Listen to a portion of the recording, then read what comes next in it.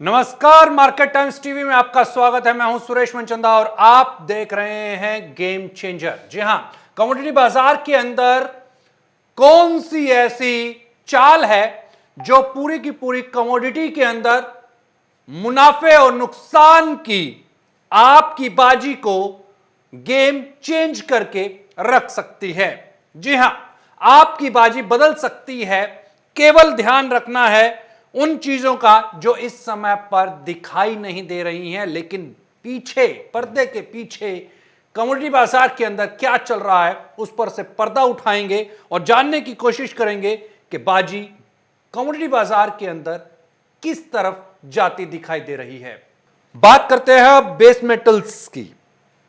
Base metal में जो इस समय पर स्थितियां बनती हुई दिखाई दे रही हैं, कोविड के दौरान बेस मेटल्स के अंदर भी हमने एक अच्छा खासा उछाल आते हुए देखा।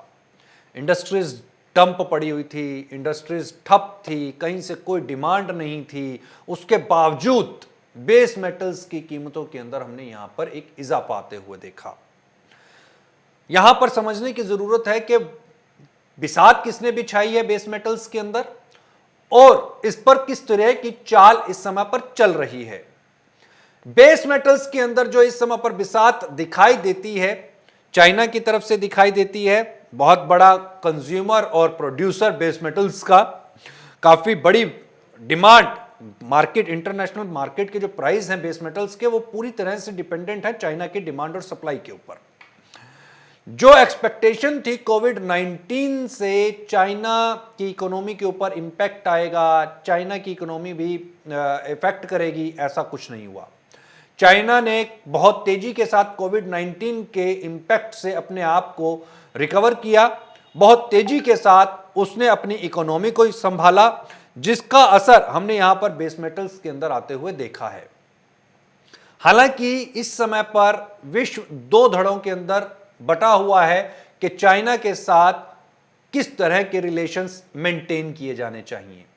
क्या चाइना से बिजनेस रिलेशंस को आगे बढ़ाना है या नहीं बढ़ाना है, यह एक बड़ा सवाल यहां पर है। लेकिन उसके साथ साथ हिंदुस्तान चाइना के बिल्कुल पैरेलल आकर के खड़ी होती हुई दूसरी एशिया की बड़ी इकोनॉमी बनती हुई दिखाई दे रही है।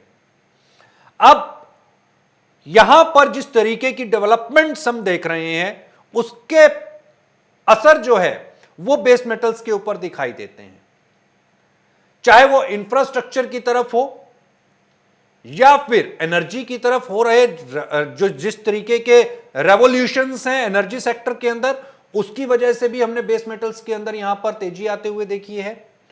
जो स्टार्टअप्स, जो फैक्ट्रीज हिंदुस्तान के अंदर लग रही हैं और जिस तरीके की इन्वेस्टमेंट हिंदुस्तान के अंदर आ रही है, वो भी एक बड़ा कारण है जिसकी वजह से हमने यहां पर बेस मेटल्स को केंद्रित होते हुए देखा है। अब किन किन सेक्टर से हिंदुस्तान के अंदर में ये डिमांड निकलती हुई दिखाई दे रही है। अगर हम लेड की ही बात करें, बैटरी बिजनेस की ही अगर हम बात करें, तो हिंदुस्तान बहुत बड़ा कंज्यूमर इस समय पर बैटरी सेक्टर का बन करके उभरता हुआ दिखाई दे रहा है। इंफ्रास्ट्रक्चर की तो जो डिमांड है, लोहे की, जिंक की, एल्यूमिनियम की, वो तो एक अलग डिमांड निकल ही रही है। लेकिन लेड को अगर हम पर्टिकुलरली हिंदुस्तान की डिमांड के साथ में अगर कंपेयर करते हैं, तो आने वाले समय के अंदर हिंदुस्तान विश्व का सबसे बड़ा खरीदार यहां पर दिखाई देता है लेड का। और यहां पर हिंदुस्तान के अंदर जिस तरीके से बैटरी बेस्ड एनर्जीज देखने को मिल रही हैं, इको फ्रेंडली एनर्जी के ऊपर जो हिंदुस्तान का इस समय पर थ्रस्ट है, चाहे वो सोलर से है या फिर इलेक्ट्रिक, अगर हम इक्विपमेंट्स के तौर के ऊपर देखें, तो यहां पर जो बैटरीज का जो बिजनेस है वो लगातार तेजी के साथ ग्रो करता हुआ दिखाई दे रहा है। वो एक बड़ा कारण है, वो यहां पर जो बाजी है वो बदलते हुए दिखाई दे रहा है।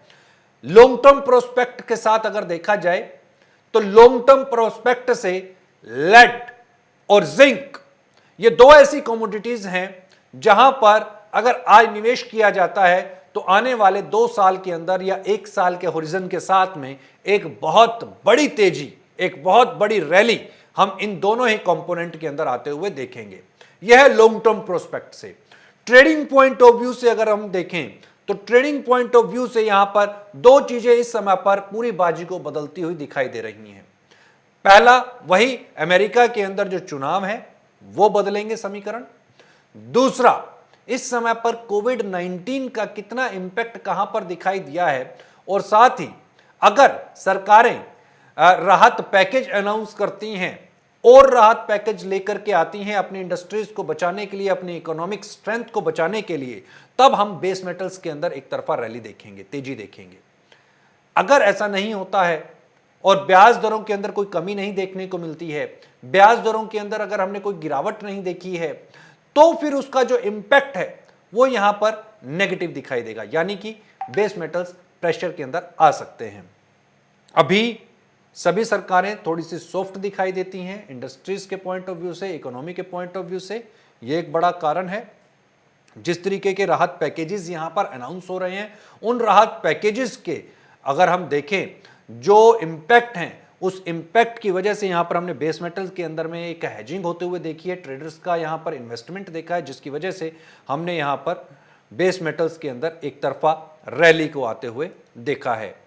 हमारे बात करते करते सोने और चांदी के अंदर एक थोड़ा सा दबाव बना।